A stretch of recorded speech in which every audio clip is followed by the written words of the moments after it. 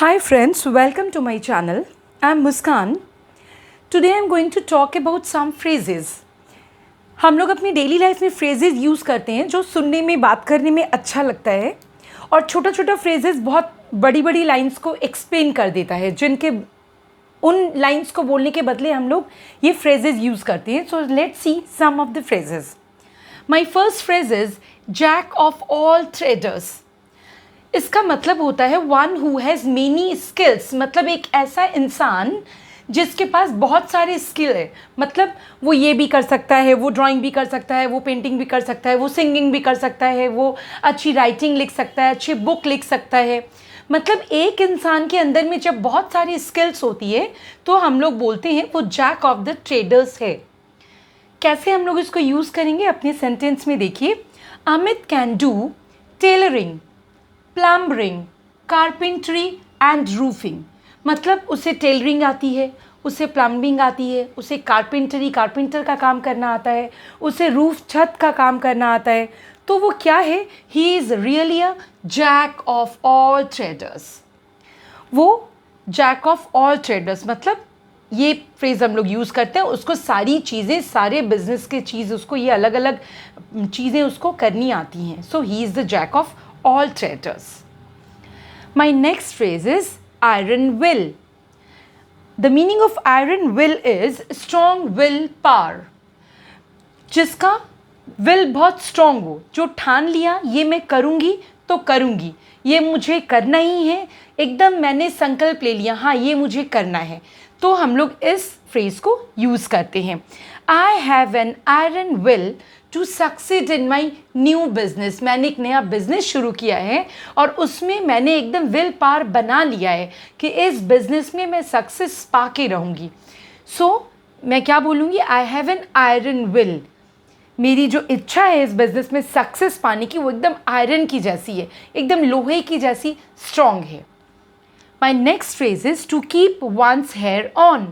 जिसका मतलब होता है टू कीप काम मीन्स शांत हो जाओ. Let's keep our hair on and settle the matter. किसी बात पे बहुत देर से अगर बहस हो रही है, बहुत देर से इशू चल रहा है, कोई झगड़ा हो रहा है, तो हम लोग एट लास्ट क्या बोल सकते हैं? Let's keep our hair on. मतलब चलो काम डाउन हो जाए, टू कीप काम, आप शांत हो जाओ, चलो मैटर को सेटल करो.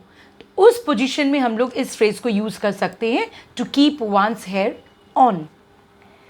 Next phrase is jog trot. Jog trot का मीनिंग होता है a slow and steady walk. Means धीरे धीरे वॉक करना. टॉर्टोइस चलता था ना, a slow and steady walk करके वो जीत गया, उसको हम लोग बोलते हैं jog trot. The child jog trotted towards us. बच्चा छोटा है, वो धीरे धीरे चलता है, तो हम लोग बोलेंगे वो धीरे धीरे चलकर हमारी तरफ आया. So the child jog trotted towards us. My next phrase is at issue. At issue का मतलब होता है under discussion. जब कोई बात चल रही है, किसी बात पे डिस्कशन हो रहा है, तो हम लोग बोलते हैं ना this topic is under discussion. So this topic is at issue. See the example sentence. Many people fail to grasp what is really at issue. Means बहुत सारे लोग ये नहीं जानते कि किस बात पे इशू चल रहा है, किस बात पे डिस्कशन हो रहा है. बहुत लोग नहीं जान पा रहे हैं इसको. Fail to grasp, they can't know, but yet they don't miss giving their opinion. फिर भी अपनी राय देना नहीं छोड़ रहे हैं, राय देते ही जा रहे हैं, लेकिन जानते ही नहीं हैं कि टॉपिक क्या है, इशू क्या है. So many people fail to grasp what is really at issue, yet they don't miss giving their opinion. This is at issue, meaning is under discussion. Next my phrase is kiss the dust. Dust का मतलब हम लोग समझ ही नहीं, गंदगी, धूल मिट्टी. उसको किस करना, उसको चूमना, इसका exactly meaning क्या हुआ? To fall to the ground due to death or due to being stuck. किसी कारण से ज़मीन पे गिर जाना और वो डस्ट लग जाए, फेस पे, मुंह पे लग जाए वो dust, then we are using this phrase kiss the dust. See how we can use it in the example. As soon as the soldier hit the terrorist. जैसे ही सोल्जर ने टेररिस्ट को हिट किया, मारा, he kissed the dust. Means वो ज़मीन पे गिर गया, धूल मिट्टी उसके मुंह पे लग गई. So at that moment we can say he kissed the dust. Such is the strength of our soldiers. सोचो हमारे सोल्जर्स की ताकत कितनी है. उसने दूसरे टेररिस्ट को मारा, वो ज़मीन पे गिर गया और he kissed the dust. This way हम लोग ये फ्रेज यूज़ करते हैं, kiss the dust. My next phrase is to have one's knife into somebody. What does it mean? See, it means try to cause problems. किसी के लिए problems खड़ी करना, create करना किसी के लिए problems. इसको phrases में हम लोग बोलते हैं to have one's knife into somebody. See the example sentence. He always tries to have his knife into me. Without any reason. कोई रीज़न नहीं है मेरे पीछे लगने का, मेरे लिए प्रॉब्लम क्रिएट करने का कोई रीज़न नहीं है, उसके साथ मेरी कोई दुश्मनी नहीं है. But he always tries to have his knife. अब हमेशा वो ट्राई करता है खुद से मेरे लिए प्रॉब्लम्स क्रिएट करने की. So he tries to have his knife into me. My next phrase is on the nail. On the nail means without delay, एकदम बिना लेट किए तुरंत जिस काम को करना है, कोई ऐसी अर्जेंसी है बिल्कुल लेट मत करो. On the nail do this work. On the nail you go there.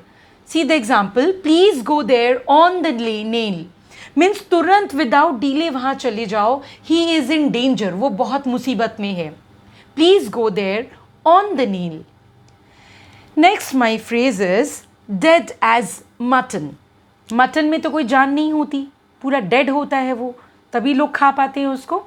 So what does it mean dead as mutton? It means absolutely dead, जो पूरी तरह से मर चुका हो, पूरी तरह से खत्म हो चुका हो. Then we are using the phrase dead as mutton. See how we can use that. The topic is now as dead as mutton.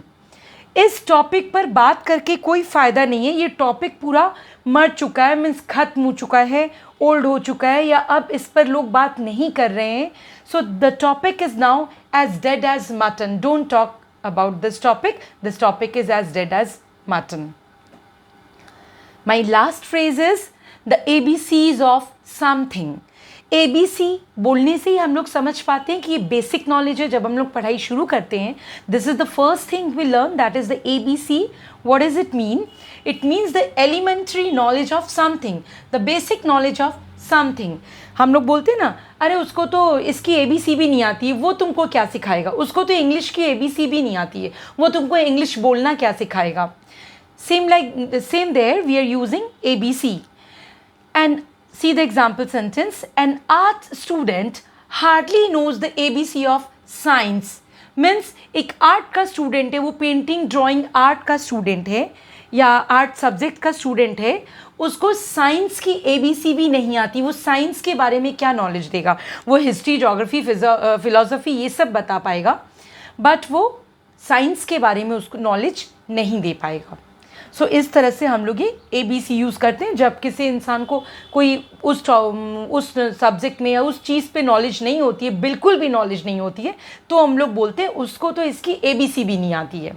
So this way we are using the phrase the ABC of something, the elementary knowledge of something.